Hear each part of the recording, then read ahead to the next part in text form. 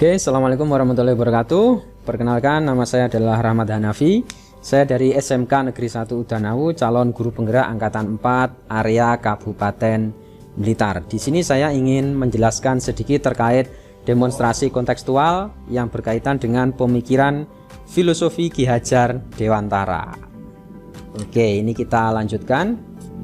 Ide atau gagasan mengenai pemikiran KHD, yaitu adalah beliau menanamkan akan adanya rasa cipta dan karsa yang berjalan selaras, sehingga pembelajaran harus berpihak pada peserta didik. Cipta di sini artinya adalah agar peserta didik itu mempunyai suatu daya kreativitas. Selanjutnya ada rasa, itu berkaitan dengan pendapat atau tanggapan hati peserta didik. Selanjutnya lagi ada karsa, yang menurut KHD ini sangat penting sekali. Ini adalah berkaitan dengan kekuatan jiwa atau dorongan dalam berbuat segala sesuatu. Selanjutnya lagi, ide atau gagasan dari KHD adalah ing ngarsa sung tulodo ing madya mangun karsa tut wuri handayani. Ing ngarsa sung tulodo, ing ngarsa itu kalau mau kita artikan, itu artinya adalah di depan. Sung tulodo itu adalah memberi contoh. Jadi di depan kita sebagai guru, di depan anak-anak, di depan peserta didik, kita harus bisa memberikan contoh yang sebaik mungkin. Artinya contoh itu bisa menjadi panutan untuk peserta didik. Ing madya mangun karsa, di tengah kita memberikan semangat yang tinggi untuk peserta didik.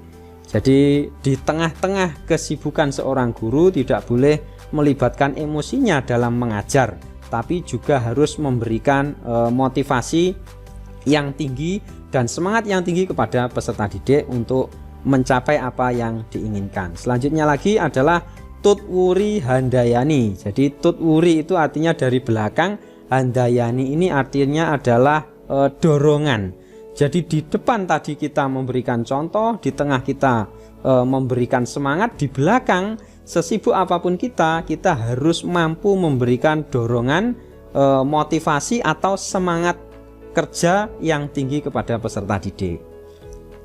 Ini kita lanjutkan, masih berkaitan dengan ide atau gagasan mengenai pemikiran KHD. Nah, bisa dilihat, 1. Pendidikan adalah tempat persemaian segala benih-benih kebudayaan yang hidup dalam masyarakat kebangsaan. Ki Hajar Dewantara membuat dua koneksi yang tidak bisa dipisahkan, yaitu adalah antara pendidikan dan kebudayaan. Ini merupakan koneksi yang sangat luar biasa sekali dari KHD. Artinya pendidikan dan kebudayaan itu adalah suatu koneksi yang tidak akan bisa dipisahkan. Artinya ketika anak belajar itu tidak boleh lepas dari kultur yang ada dari daerah sekitar. Selanjutnya pemeliharaan kebudayaan ini harus sesuai dengan kodrat alam dan kodrat zaman. Ini perlu kita ketahui bahwa kodrat alam atau bawaan anak atau bakat anak ini sudah ada sejak mereka lahir. Kita tidak bisa memaksa yang dimana anak ini saya misalkan adalah ayam, kita menginginkan dia berubah menjadi anak kambing. Tentunya tidak akan bisa. Selanjutnya lagi adalah di dalam kodrat alam ini adalah perkembangan peserta didik terkait dengan lingkungan sekitar, terkait bakat mereka sendiri. Jadi kita harus bisa pandai-pandainya melihat bakat apa yang ada pada peserta didik. Selanjutnya lagi ada kodrat zaman. Jadi sebagus apapun kita mengajar, mengarahkan peserta didik, kalau kita tidak memberitahu mereka bahwa mereka ini itu diselubungi dengan adanya kodrat zaman, kalau mereka dan gurunya ini juga tidak mengupdate informasi dari luar, maka mereka juga akan tertelan oleh perkembangan zaman. Kerangka perubahan KHD. Kodrat keadaan ini meliputi kodrat alam dan kodrat zaman, seperti yang di depan tadi, bahwa kodrat alam ini adalah kondisi lingkungan masyarakat tertentu. Artinya kondisi lingkungan masyarakat itu juga mempengaruhi perkembangan peserta didik.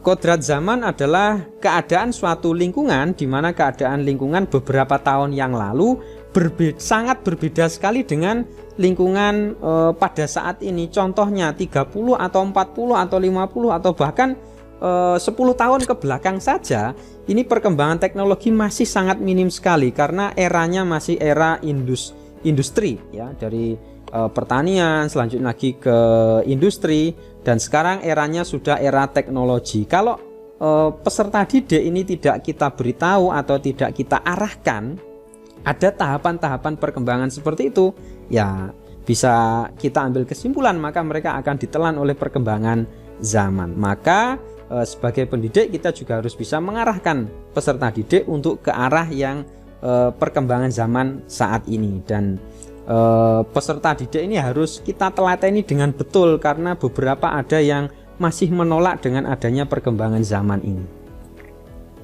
Nah, ini adalah contoh gambarnya, ada contoh anak-anak memegang bola dunia, kondisi alamnya.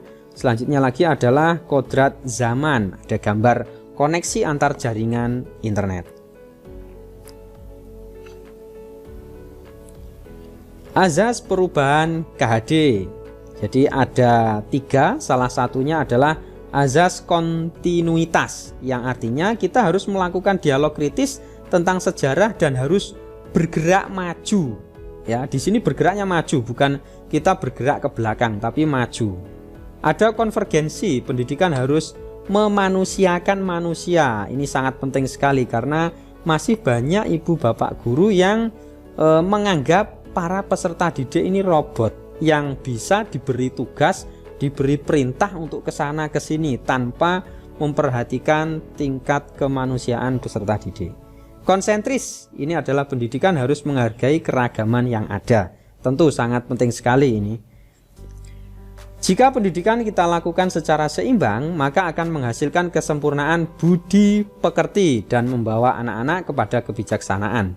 Pendidikan yang baik adalah pendidikan yang memandang anak dengan rasa hormat. Ini masih sangat berkaitan sekali dengan kemanusiaan tadi.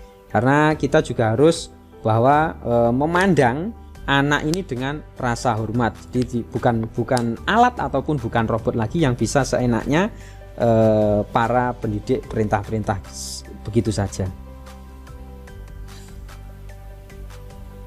Alasan yang kontekstual mengenai penerapan ide atau gagasan yang sesuai dengan pemikiran KHD. Pendidikan nasional saat ini memiliki segudang persoalan. Salah satunya adalah pemosisian lembaga pendidikan sebagai sarana menaikkan strata sosial dan ajang hanya untuk mencari ijazah belaka. Tentunya ini masalah atau alasan yang sangat kontekstual sekali di dalam dunia pendidikan, pasnya pada gagasan pemikiran KHD. Ini perlu dibahas dengan sangat serius.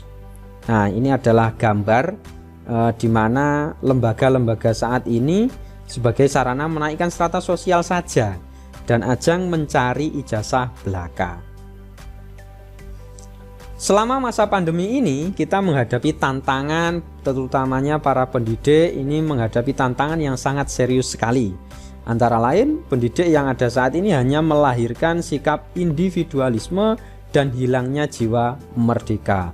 Jiwa merdeka yang bagaimana dan kenapa kok bisa hilang? Gimana nggak mau hilang? Dalam masa pandemi ini kita memanfaatkan teknologi, tapi yang ada kita sebagai pendidik sering memberikan tugas dan perintah kepada peserta didik tanpa memandang kemampuan awal, yang akhirnya membuat para peserta didik ini merasa kehilangan kemerdekaan bagi mereka.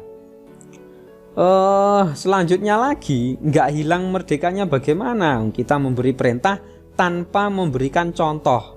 Ya, sekarang banyak di era pandemi seperti ini, itu malah membuat mereka mempertebal sikap individualisme mereka juga, karena kita memberikan tugas, perintah untuk mengerjakan ini tanpa adanya contoh. Sekarang bisa kita sikapi, kalaupun misalkan kita ingin memberikan perintah, memberikan tugas kepada mereka di era pandemi, kita juga bisa memanfaatkan teknologi yang ada. Contohnya misalkan YouTube, ini sering saya gunakan. Misalkan kita bisa buat tutorial yang bisa mewakili posisi keberadaan kita di anak. Jadi walaupun kita tidak bisa bertatap muka atau berkontak secara langsung dengan anak karena masih dalam kondisi pandemi, paling tidak dengan adanya video pembelajaran kita yang melibatkan gambar kita ada, coba kita jelaskan dan kita upload ke YouTube. Misalkan ini sebagai pendukung pembelajaran untuk anak-anak, ini bisa mempermudah sekali. Cuman juga banyak ibu bapak guru yang sudah membatasi diri untuk berkembang. Nah, ini harus semakin dimaksimalkan potensinya agar tidak seperti itu tadi. Hasil pendidikan seperti ini tidak dapat diharapkan membangun kehidupan bangsa dan negara yang bermartabat. Sangat jelas sekali, karena jika kita memang menutup diri untuk berkembang, ini terutama sangat tidak diharapkan sekali, karena tidak akan bisa membangun kehidupan bangsa. Disinilah relevansi pemikiran Ki Hajar Dewantara di bidang pendidikan, yaitu mencerdaskan kehidupan bangsa hanya mungkin diwujudkan dengan pendidikan yang memerdekakan. Artinya kita bisa memberikan perintah ataupun tugas kepada peserta didik, namun kita juga harus satu mendampinginya, kedua kita buatkan video media pembelajaran yang sekiranya bisa menggantikan posisi kita di dekat mereka, sehingga mereka belajar itu terasa sangat nyaman sekali, yang efeknya nanti akan merasa seneng, merdeka sekali mereka belajar karena terasa sangat nyaman sekali. Nah, ini adalah contoh sebelum pandemi, anak-anak berkumpul terlihat sangat ceria sekali. Mereka benar-benar tersenyum, mereka benar-benar merdeka dalam belajar. Tantangan dan solusi penerapan pemikiran KHD sesuai dengan konteks kelas dan sekolah. Nah, ini di sekolah saya masih ada yang memberikan hukuman ke siswanya pada saat proses pembelajaran di kelas. Saya masih menemui beberapa guru yang masih memberikan hukuman kepada peserta didik, di mana itu sangat bertentangan sekali dengan pemikiran KHD. Ya, jadi pemikiran yang bagaimana memerdekakan peserta didik, karena jika kita memakai secara betul penerapan pemikiran KHD, maka kita tidak akan memberikan hukuman kepada peserta didik, karena kita betul-betul membuat peserta didik itu merdeka dalam belajar. Solusinya bagaimana kira-kira ketika misalkan di sekolah itu masih ada ibu bapak guru yang berproses dalam pembelajarannya itu masih memberikan hukuman? Di sini saya mempunyai dua solusi. Salah satunya adalah kunjungan rumah atau home visit untuk meningkatkan hubungan harmonis dengan peserta didik dan lingkungan keluarganya. Kalau konteksnya dalam kondisi pandemi sekarang, tentunya kita bisa menerapkan protokol kesehatan dalam home visit atau kunjungan ke rumah. Karena ini tentunya juga bisa meningkatkan hubungan harmonis antara pendidik dengan peserta didik. Jadi tidak hanya mereka kita beri tugas atau perintah saja, tapi mereka juga bisa mengenal diri kita. Oh, ini guru saya. Karena jangan sampai misalkan dalam konteks SMK kita mengajar kelas 1 karena kondisinya pandemi, tidak pernah tatap muka, akhirnya tidak kenal sama sekali. Nah, ini dengan adanya kunjungan rumah atau home visit, dengan para pendidik merelakan waktu, ya, ini bisa membuat mereka merasa senang belajar, benar-benar merdeka. Memberikan yang selanjutnya adalah memberikan pembelajaran yang menyenangkan bagi peserta didik. Tentunya ini adalah tugas para pendidik, bagaimana caranya mengelola kelas agar pembelajaran itu terasa nyaman bagi peserta didik. Tentunya kita kembali ke pemikiran KHD, yaitu adalah mereka benar-benar merasakan merdeka belajar. Terima kasih, salam dan bahagia. Itu yang mungkin dapat saya sampaikan terkait demonstrasi kontekstual, terkait pemikiran-pemikiran Ki Hajar Dewantara. Dan satu pemikiran dari Ki Hajar Dewantara yang sangat saya senangi, sangat saya kagumi adalah pendidik adalah menuntun kekuatan kodrat anak. Terima kasih, saya akhiri. Wassalamualaikum warahmatullahi wabarakatuh.